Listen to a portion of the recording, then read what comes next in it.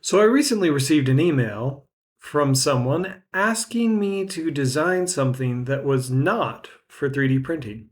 And you may be thinking to yourself, well, Jason, don't you design things for 3D printing? So why would they ask you to design something that's not for 3D printing? Well, something else that we like to do and something that our whole business started with was laser cut designs, actually. So we've been asked to design a laser cut project by someone that you might know. So let's hop over into that conversation and let him tell you about what this project is about. Tell me more about what you'd like to see in this laser cut DM screen. Yeah, so Jason, I saw this video from Power Word Spill.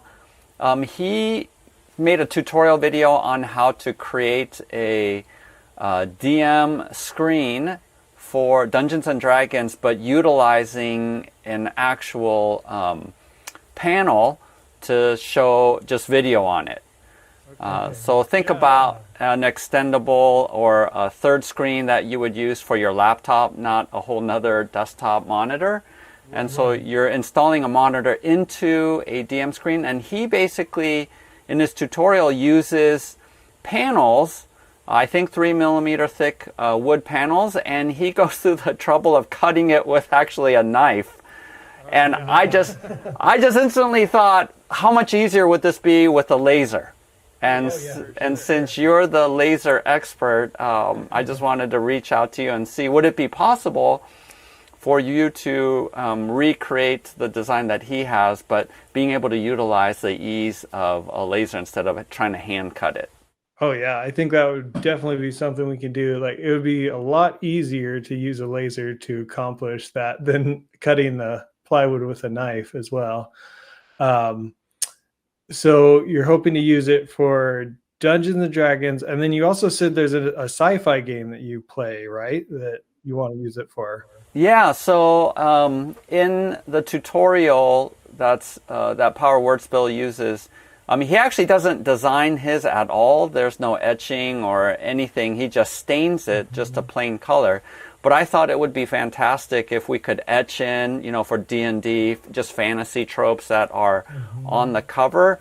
And also I thought, wouldn't it be awesome if instead of gluing the cover on, if we could somehow temporarily, or either through magnets or through pegs, make it removable so that, depending on the theme of the game, because I'm going to start playing Traveler, which is a sci-fi game, RPG, and I wanted to be able to swap out the fantasy one with a sci-fi sort of frame that goes around the monitor.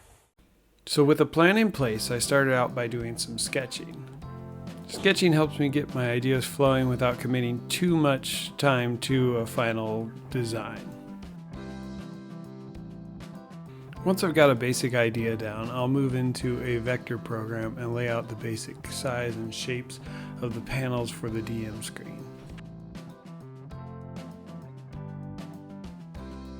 As GamingGeek mentioned, Power Word Spill has a video showing how to build a very similar DM screen with a razor blade and a ruler if you don't have a laser. I'll put a link down in the video description below if you want to check it out. We're going to use the same monitor that Power Word Spill used for his DM screen, but we're making the overall dimensions of the screen slightly smaller so that it has potential to fit on more lasers. Since we're cutting the screen out with a laser, we can add some nice little touches like rounded corners just to keep the corners from chipping off with use. We're also adding some 6mm holes in the corners for magnets so that you can have removable decorative front panels either for the fantasy or the sci-fi design. The magnets will be hidden under these decorative blocks in the corners of the front panels. At this point in the design stage, I like to work in colors so that I can get a better feel for what the final product will look like when it's engraved and stained. My design process is a little bit explorative, and what I mean by that is I will have a general idea of what I'm trying to achieve in my head, and then I start to put those designs on paper and tweak them until they visually are appealing.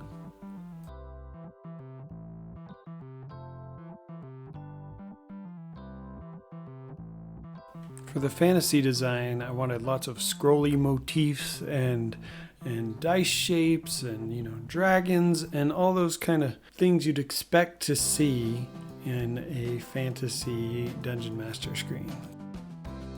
So after a few hours of design on the fantasy screen, this is what we'd come up with. We've got the swords on the top, the dice motifs, the dragons, and then the full dragon on the side panels. We then converted it into just lines for engraving and cutting.